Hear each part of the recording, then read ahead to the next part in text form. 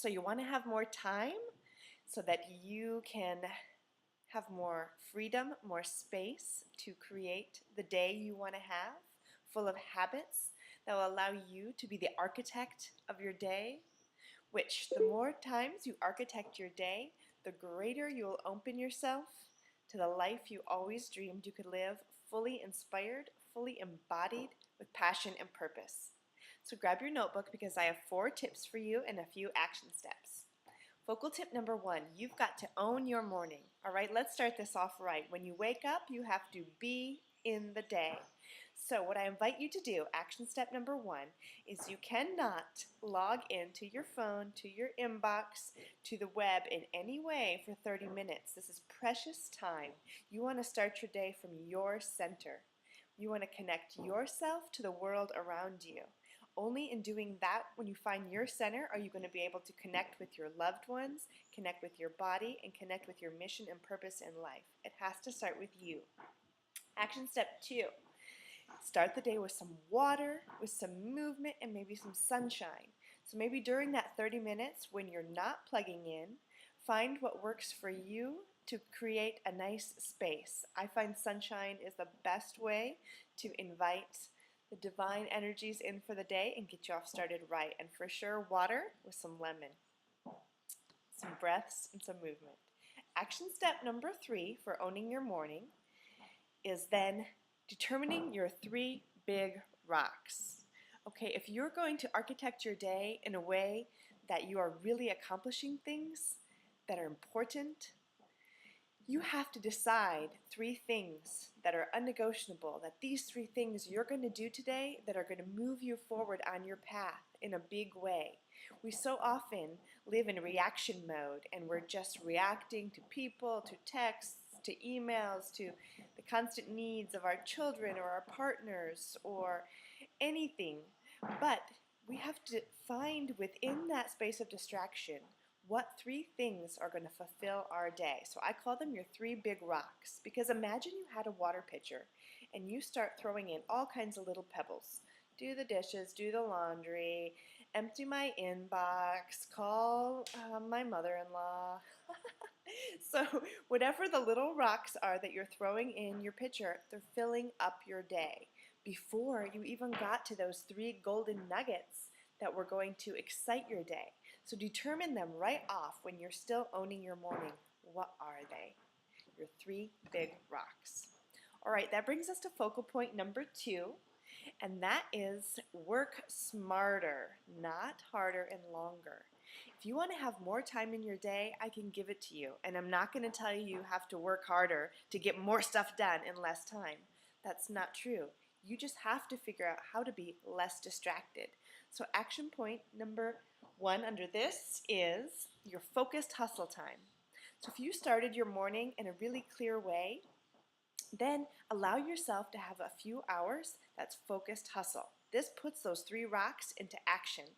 My grandfather and my father always told me, get all your work done by noon and the rest of the day is going to be golden. So don't wait. Don't start the day with all that busy work, all the things you think you're supposed to do. Start with those 3 big rocks and put them into action. Number 2, to help you with feeling less distracted and moving forward in a clear, inspired way, is set yourself up some trigger moments. Now, I got this from Brendan Burchard. He has got great podcasts full of wonderful tips. And one thing he suggests to do if you're a phone person is use your phone and set yourself reminders every 3 or 4 hours throughout the day. Those reminders are going to help you embody how you want to be in your life. So the 3 words I had you write down in your journal to pick 3 words for the week, maybe that's what you type in your phone for the alarm. So if you want to be kinder, more peaceful, or more vibrant, or more present, or more energetic, type those words into your phone, set them as an alarm, because you will forget as the day goes on and the distractions pile up. But when that alarm goes off and you look at your phone, oh yes, that's right. I wanted to feel more calm today, and I was carrying all this tension right here on my neck and shoulders and didn't even realize it. So close your eyes, take 10 deep breaths, and move on. And set those triggers to go off multiple times during the day, and it will serve you in such a great way. Another trigger moment you can set up is to use the doorway trigger. So anytime you're entering a new space, pause before you enter that doorway. How do you want to be when you enter that room? So if you're someone who works outside the home and you're coming home from work, before you get home, pause. I'm entering my home space.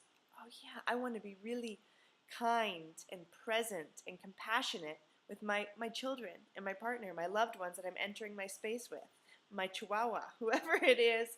Set that doorway trigger so you know who you want to be when you step into your home. If you're going away to work, have a work doorway trigger. Who do I want to be when I enter my workspace? I want to be confident, clear, I want to be a good listener, I want to be action-oriented, whatever it is. Set that space up so when you walk into work, you become that person. Okay, and this could work for any space you enter. Have a little moment. The last trigger that I got from Brendon Burchard was the 50-minute trigger. So while you're in this focused hustle time, you're getting your 3 things done. You're at the computer, you're typing out work, you're maybe working on an art project, whatever it is.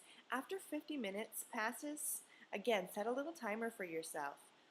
After 50 minutes of focused hustle, you need a little break.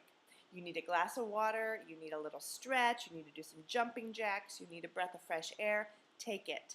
This will increase your productivity in multiple ways. So instead of getting tired out and feeling like you just put in a work time and now you need to just veg out and get on Facebook or surf the web or take a nap, you won't have that if you took these 50-minute little breaks to put on your essential oils, to get the energy flowing again. You will feel revived after your focus hustle time, and you will lose tons of distracted minutes that would have piled up on your day and just had you feeling tired and overwhelmed.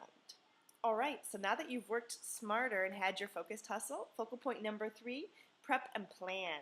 All right, sometimes we have to plan ahead in order to set ourselves up for success. Especially being women, we're often in charge of the kitchen and nourishing ourselves and our family. So food prep. You've got to wash your veggies, chop your veggies, have little bags of Ziploc greens that you can use for a green smoothie, for stir fries. If you eat grains, cook your pot of rice, cook your pot of quinoa. Use your crock pot, make a soup, make your meats for tacos, make a stew. Have it ready there. That will cut out so many times. And all you have to do is set aside a couple hours on Sunday, let's say, maybe twice during the week, Sunday and Wednesday. In that hour of prep time, you will save yourself tons of time during the week, and you will have healthy food to nourish you and give you more energy. Also, ritual days when you're prepping and planning. I like to set up a schedule for my week that allows me to know I am going to do all the things I want to do, but maybe I can't do them every day, right? We are amazing women, but we're not superheroes, and we can't be everything every day.